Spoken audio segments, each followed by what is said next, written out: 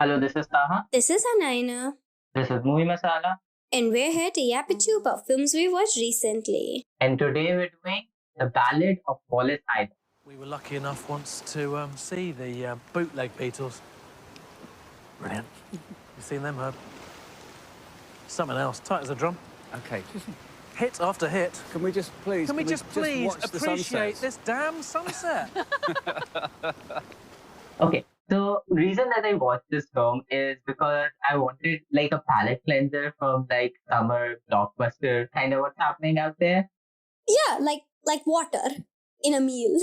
Yes, exactly. I just wanted something to like cleanse the palate, something that felt small and much more independent in that way. And I came to The Ballad of Wallis Island. This film has a cast of a total of 5 people who have like actual lines of dialogue, and 2 of those people are the writers of the film itself, Okay. which sometimes is not a recipe for success.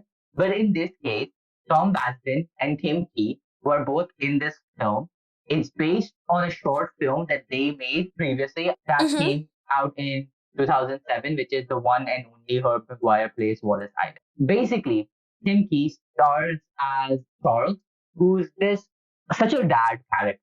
Mm-hmm. And what I mean by that is like he'll make the stupidest fucking jokes, but the way he keeps making them is so fucking endearing that you cannot help but love this person. Okay. He'll just do the stupidest rhyme and just say the stupidest thing, but he'll keep doing it. And just because Tom Basden's Herb Maguire gets slightly irritated by them, you like him. Okay. Sounds fair. And basically, Charles, this small person, invites Herb Maguire to perform on Wallis Island. It's a small island. You have to take a boat, like a small boat there. Like 4 people live here, maybe like 3 people live here. And you, the audience, are like, oh, this is obvious. Like Charles has somehow had the money to invite this one person to perform just for him. But the film is like, oh no. You thought that this was going to be the whole film. No. This immediately 20 minutes in, that's revealed to be the case. It's like, no, this is not the mystery that we're holding out. Okay. And then you're like, okay, now this dynamic between them and how he's going to like settle in is going to figure out. And they're like, no. There's another thing. Charles also invites Herb's like old partner, both in terms of the person he used to perform with and was romantically in a relationship with, Nell Mortimer. Mortimer is played by Carey Mulligan, who I think is the biggest name in this film very much. Yeah. And then it's where the film fully comes into its own, where Nell and Herb's dynamic is exploring the past, recovering nostalgia, reminiscing, and from that, Herb learning to appreciate the past and see who he has become and not liking who he has become and trying to kind of rediscover him. Okay. Yeah. While Charles himself is also dwelling in nostalgia because for him, the day he wants the performance to occur is 6 years after his wife has died. Okay.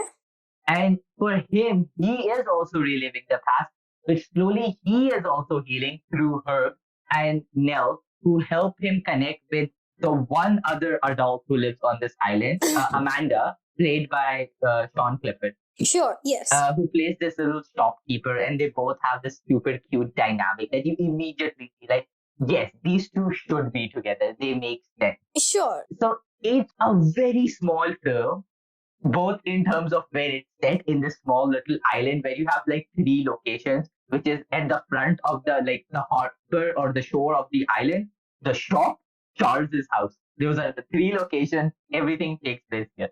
Amazing. You have 4 real people in the cast. There's also Nell's now husband, Michael, played by Akanji Deforian, but he's there for, I would say, like 10 to 15 minutes of the film. He's not a mainstay. Not that I think his character is bad in any way. His character is not the point of the film, and that's why, but I do think doesn't get to be as fleshed out and just leave a bit for room for you to be like, I wish I knew a bit more to help piece the story better. Yeah. Because this plays a part in that. And I think the absolute parts of this film that really, really settle is because it's such a simple film. Mm-hmm. It's honestly to a point where it's generic, right? Yeah. Like I can't lie. Now part of this plot where I was like, oh no, nobody has thought about it. It is purely the performances and the dialogue that make this film so entertaining and easily like recommendable in that way. It's like such a small, heartwarming film. Mm-hmm. And so much of that performance is Tim Key. Tim Key is also a comedian. He was on the first series of Taskmaster. So he's been here a while. Okay. It's again a fundamental example Mm-hmm. of how comedians are able to do dramatic roles so well. Yeah. Yeah, I think I agree with that in the sense that the reason a comedian is able to make you laugh is because they have the practice. Like comedians aren't just funny naturally, they're performing for you, which means they can perform anything. I think more comedians need to be doing dramatic roles because it's just they bring this element of, I don't know, absurdity to the drama that is necessary. Yeah, because even with comedy, you need to connect with the audience. And I think Tim Key is just playing this such an earnest person who's just like saying the stupidest things, but is never disingenuous. Mm. And that sinks in with you. Because there's like one specific, very small sequence where you can see Herb and Nell performing and him just on the brink of tears. And in that small scene, nothing is said, but you immediately clock, oh, this song is meaningful for him because it reminds him of his wife. Yeah. That is never said by the film, but just his facial expression. Mm. That's it. Is fully telling you that that is what is happening. Right. I watched that performance and I was like, oh, this is probably going to be one of my favorite performances of the year, which nobody else is going to recognize. Yeah.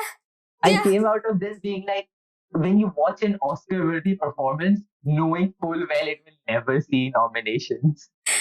Oh gosh, it's really like sad, disappointing, and like so like exciting at the same time because you're like, oh my god, look at how great this is, but then you know that like it's not going to make it past a certain amount of audience as well.